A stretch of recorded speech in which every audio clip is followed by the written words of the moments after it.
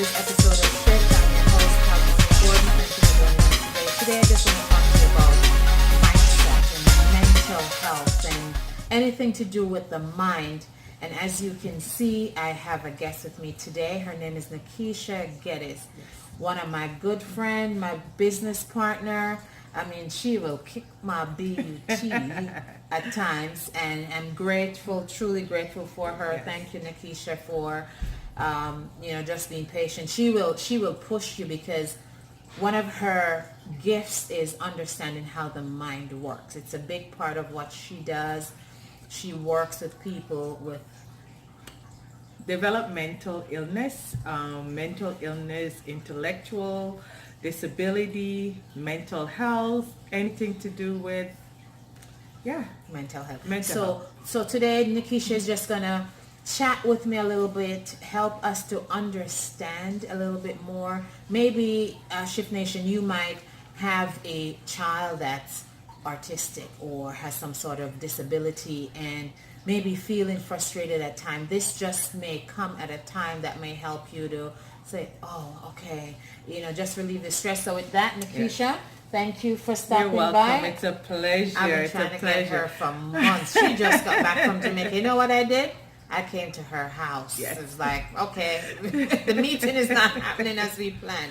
So here we are. You know what? As business owner, you know how it is. It's our life is not. When people talk about the role of an entrepreneur, our life is not a 9 to 5. Our life is just. You just go in with the flow. The best thing about it, you make your schedule around your schedule. Absolutely. But with that being said, you're working odd hours. So it's hard for people to catch you on their time because you're on your own schedule. You're no longer on somebody else's schedule. So yes. Yeah. Nakeisha is also an author. She's the author of a book entitled My Crossroads. My Crossroads. So before we even get into that, Nakeisha, just give us a little bit more about you working in mental health, how you maybe got into that field before we dive more into one tip you could probably give somebody who has someone with mental health and mental challenges and how to survive those, because I know your business, she recently launched out on her own, and her business that she does, she's very passionate about giving caregivers of individuals with special need a chance to breathe, and an opportunity to take a day off, take a bath, sit down, have a cup of tea, just some of the things that we take for granted on a day-to-day. When you have certain individuals in your home, that's not a given. It doesn't happen. Yeah. So her business actually allows her to go in and take that focus away for a minute, so that you can breathe, so you can have the tea and not feel guilty, because that's the big part thing, of it. the guilt. So a little bit about you and how you got So a into little bit it. about me is it's a funny story. I got into mental illness. I am originally from Jamaica, and I migrated to Canada at the age of 13, I believe. Yes. And at the age of 16, I was living on my own in the city of Toronto with little to no support. With that being said, my life journey has been one of those of faith. When I mean faith is just that I go with the flow. I'm very spontaneous, and I truly listen to my inner self, my inner being, my inner thought. There's different word for it. Some people say intuition. Some people say that the Lord is speaking to you, but I'm very obedient. So with that being said, that's how I've basically lived my life journey, where I go with the motion, and once I get an idea of something to do or my next step, I act on it. So how I actually got into the mental health field, I was actually teaching, and I was in a car accident at the time, and where I was traveling to work was over an hour, and the doctor recommended me not to go back to work for driving that far because it wasn't for my health. So I remember being at home. I was at home on sick leave at the time, and I wanted to go back to school, but I didn't want to teach anymore.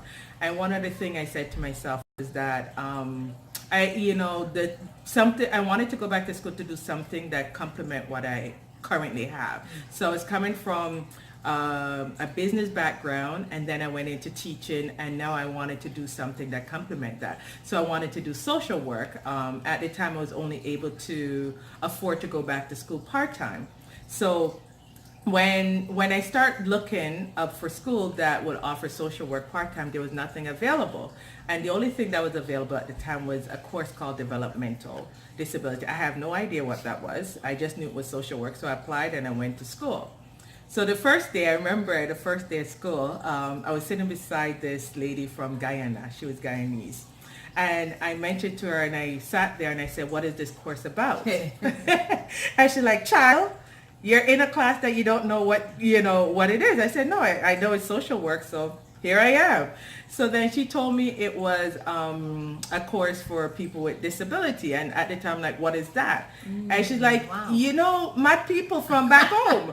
I was like, so to myself, I'm like, oh, there's no way I could do this, right? This is the wrong field. So I was actually going to drop out. And she said, no, just stay, I'll help you. So I actually finished that course with, I think it was an 80 average mark.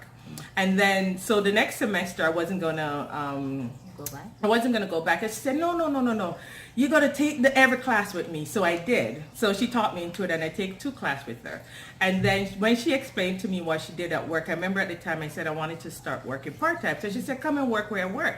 And I said to her, no, I don't think I can. She said, girl, just give me a resume. And I gave her my resume. She sent it to her at office. And then I remember they calling me for an interview. I went to do the interview.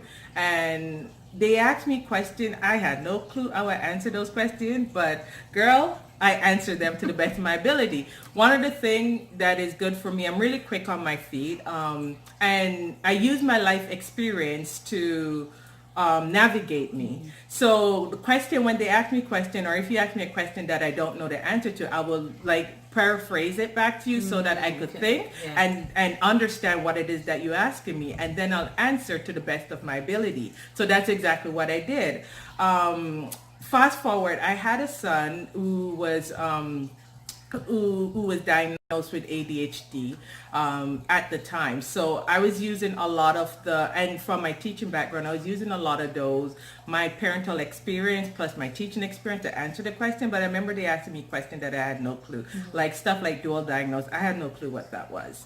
So I left. I'm like, there's no way these people are going to hire me because I don't know anything about what they just asked me. And then they called me and they offered me the job. I'm like, are you kidding me? I remember asking the guy, are you kidding me? You offered me the job? And he said, yes. You passed the interview, and based on your teaching experience, we think that being a program instructor was the best suit for you. So I had to do a 4-hour observation. And so I went in and I did a 4-hour observation at the location. And I remember at the time there was over 100 people with disability was at this location.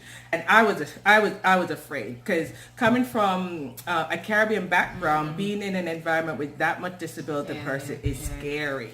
And I remember thinking to myself, there's no way I could do this job. So I found the safest person, to me, was the safest person I could find to sit beside.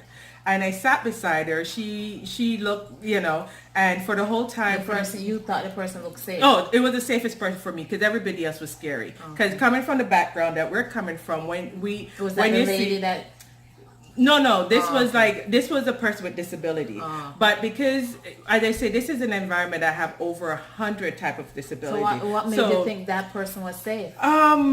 The safest was just our appearance. Because you're looking at people with all kind of different body disability. Some people, when you look at them, you see disability. Some people you don't, depending on what's going on. So and she for didn't somebody, have any visible. she didn't have she didn't have an invisible disability, but she didn't have sometimes it's just by movement or just the way they look. No, she didn't scare me at all. So for me, she was the safest person for me to be beside. So I spent the whole 4 hours with her spelling coffee and tea. Spelling? And then coffee. She would teach me how to spell coffee. So she was like, do you know how to spell coffee? And then she'll teach me, she'll repeat it, and then I'll repeat it back. And I was interacting with her for the whole time I was there. For 4 hours, I interact with this one person. And then I remember the HR person called me and said, guess what? They love you. You were so interactive. You got the job. I was like, are these people crazy? You spell coffee. You spell coffee, girl. You spell coffee. So I was thinking to myself, these people are crazy. They offered me a job, and at the time I really needed a job. So I said to myself that, okay, I'm going to do it while I'm still looking. Mm-hmm. So I went there, and 15 years later, I was still there. Wow. You know, I completed my studies within the course.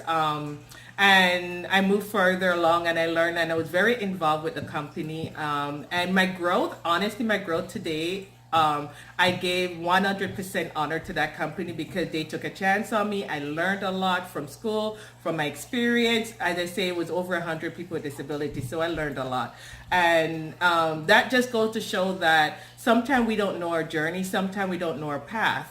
But I believe God saw this vision for me, and God see the vision that my future. That's why he leaded me into that direction. That's why he had that one lady mentor me and push me into it, because he knew I needed to be that class. I needed to be beside that lady. I needed her to be the one to push me to get into what I needed to do. And so basically he had to shift you in tiny moves to get you to that, because if he had told you at the beginning, hey, this is where I'm sending you, you probably would have gone to, but just I would have been little scared. shift. I need to go back to school.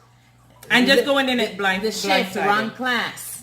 Yes. Shift, somebody to coax you through. It was all shift. So, and being obedient. Exactly. Obedience is one of the things that I want people to understand, that you have to be true to yourself. You got to be obedient to yourself, and you got to have faith in whatever it is that you're doing, because in life, it's a journey. And if we don't have faith enough in the journey that we're taking, we're going to let fear take over.